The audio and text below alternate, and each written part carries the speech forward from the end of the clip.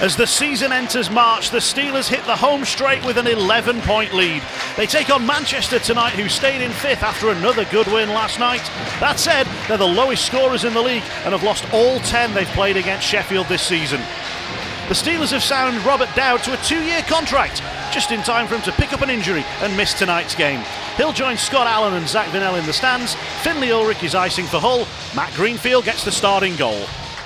Valorant on the back check gathers the puck back in, and there's room left wing side for the Steelers to enter the zone. Taking it round the back of the net and then bouncing it out to Tansey, the Steelers captain today. One takes a deflection to the corner. And then Storm play a loose pass straight to Balmas, who feeds it through and then across, and the puck is not in. Have a little look at it here. Quick turn and oof. Yeah, it looks like it comes off the post pretty hard. We'll see it here, better one. Bang, bang, wow, straight back out. Another one from Phillips, that one takes a deflection, it hit Newman's stick. Took most of the sting out of it. Here's Farley. Nicely passed inside, this is good work from Manchester. They return it, and the save is made by Greenfield, but a flash of the lights from the goal judge had a few people worried, myself included. Had a few flashes of the lights going red, green, but again, Sheffield actually lose 2 draws in a row there, and Manchester take advantage. We say in the past how important face-offs are. A nice little give and go play. Steelers a little guilty losing their man as the puck gets through. Greenfield.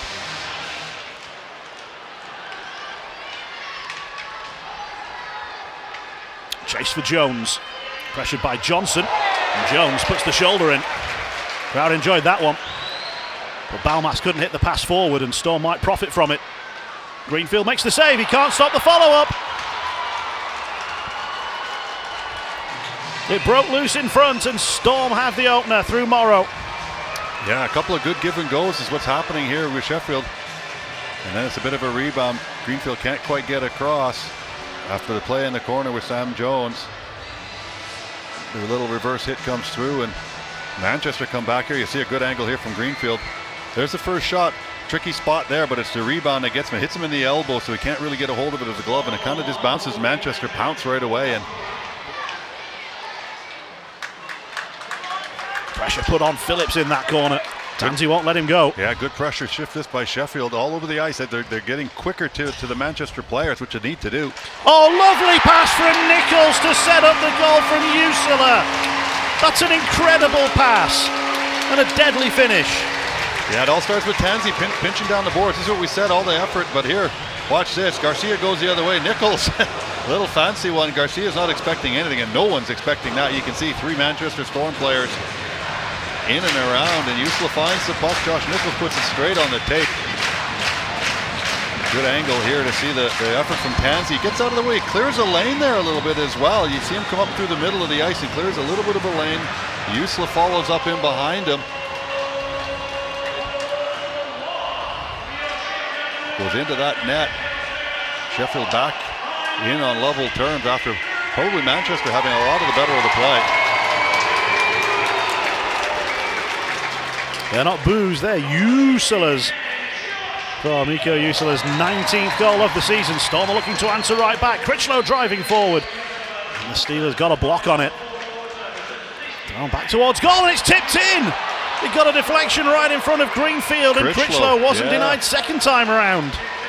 Yeah, it comes from the sort of the side of the net. We'll have a look at it here. Just a shot towards the net. Critchlow appears again right there. Balmas maybe just a little bit late. Better view from here, the top angle. Yeah, Critchlow's behind the goal line with his stick just out in front and directs it from a long way away. He's tapping his stick for it. Wow. How does that go in the net, Jonathan? He's behind the net almost. I've not seen many going off the back of Greenfield this season. But great answer back. Corneal. Storm held up at the blue line. And then Harper thought he was tripped, and he was.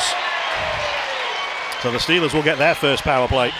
Accelerates through the middle of the ice. Valorant just sort of touches it here as he's coming onto it. You'll see a Manchester stick just come in as he's going right there. It takes all it takes. He's on his outside edges. He hasn't got a lot of balance. Not going to take a lot to take anybody down. You just sort of swing at the toes and miss the puck. And power play will continue in the third.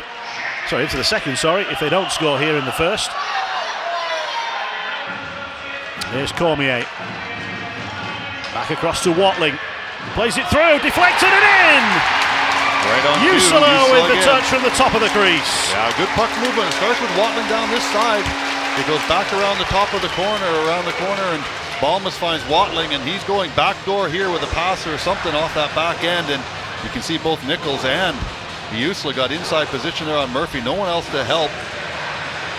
Not much you can do. Two guys crashing the net. You're not sure which one to take. You can see right here, it goes around the top and then back through the seam. That's the pass that needs to be cut out because it comes back quickly and you can't recover with two guys on the back post. Watling was looking for the pass, but Winiger gets the pad in the way and then the rebound sits there. He can't do anything to reach over and get this, obviously on that side of the net. Coral forward. Storm into the zone as Sorceman misses his man. Shot deflects behind the net. Hewlett couldn't get onto it. Shudra could. Shudra bounces it out of the zone. Storm will try and bring it straight back in.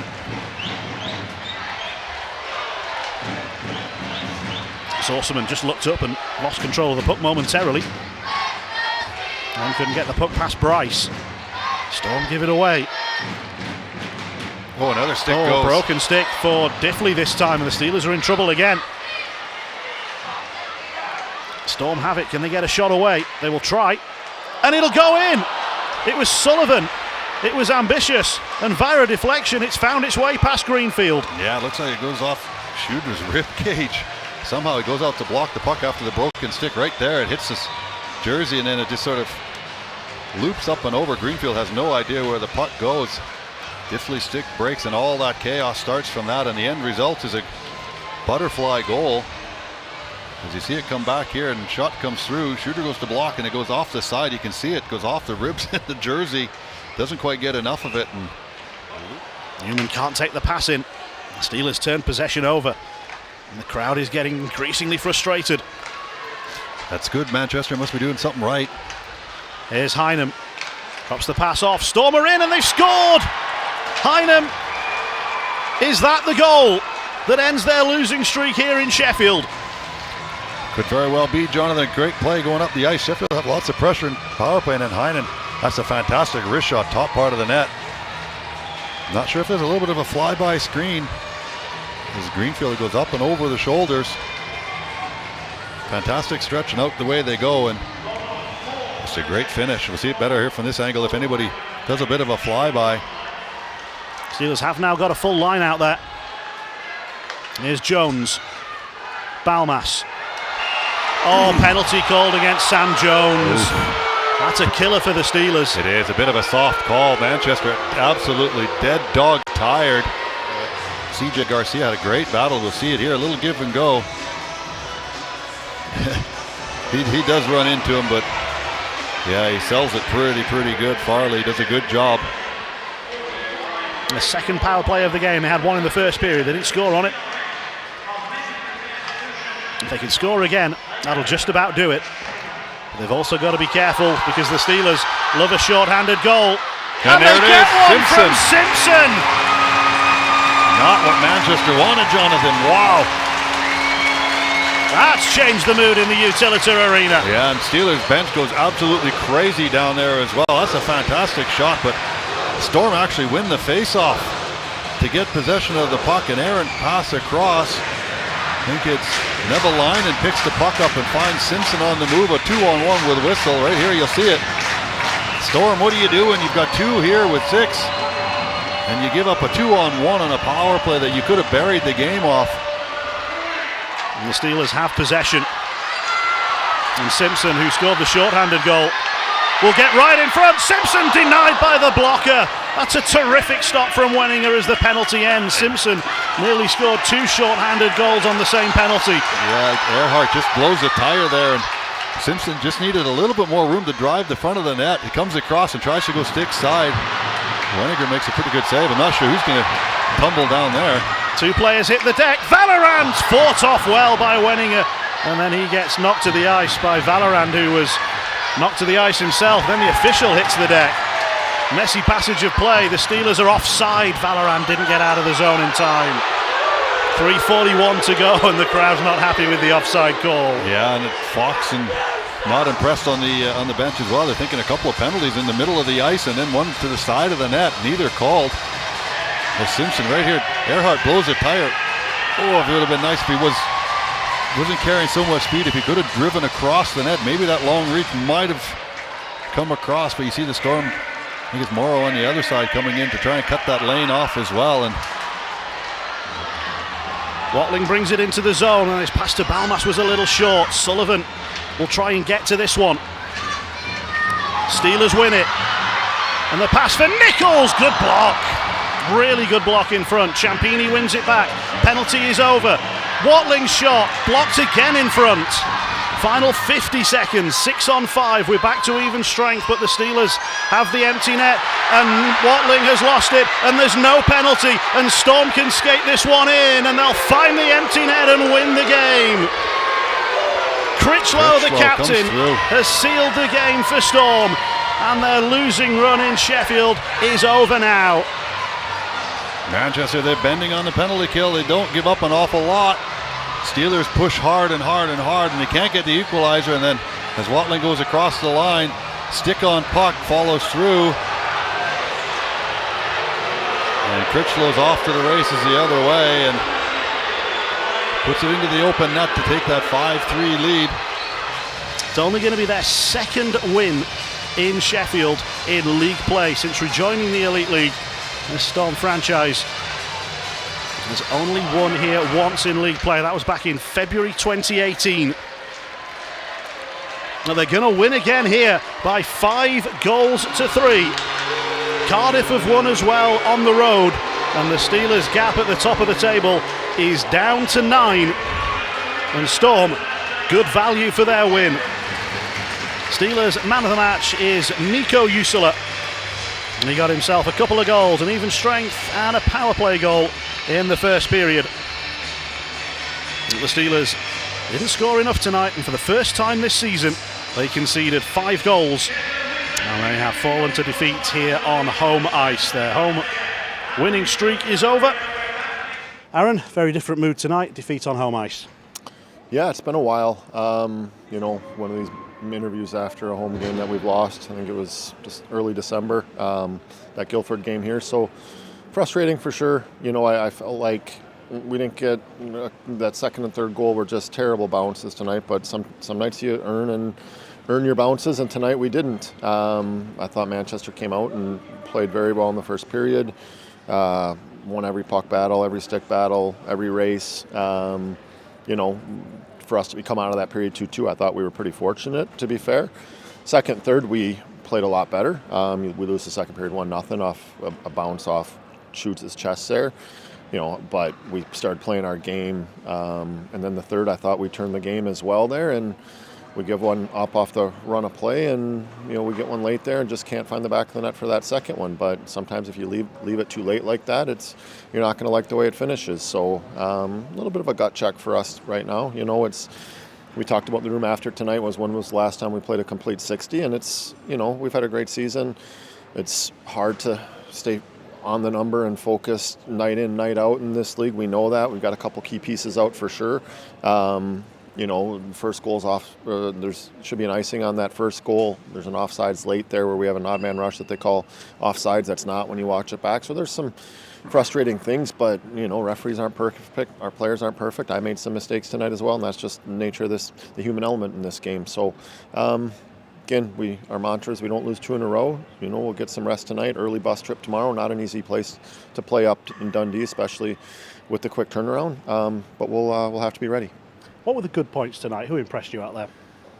Simmer was really good tonight. He just brings a different energy, and especially on the penalty kill, a huge goal. I thought he was going to tie it up late when Earhart blew a wheel there on the way back. It would have been a nice goal. Balms was good tonight. Mikko was very good tonight. Hunt's pucks and was rewarded with a couple. So we had some individual guys that played well, but again, we need a better 60 from our group from start to finish, and we're in a great spot right now, no question about it. But tomorrow we need to go up there and get those points. You were without Robert Dowd tonight. What can you tell us on his condition at the moment? Yeah, he hurt himself in that Guildford game a couple weeks ago down in Guildford.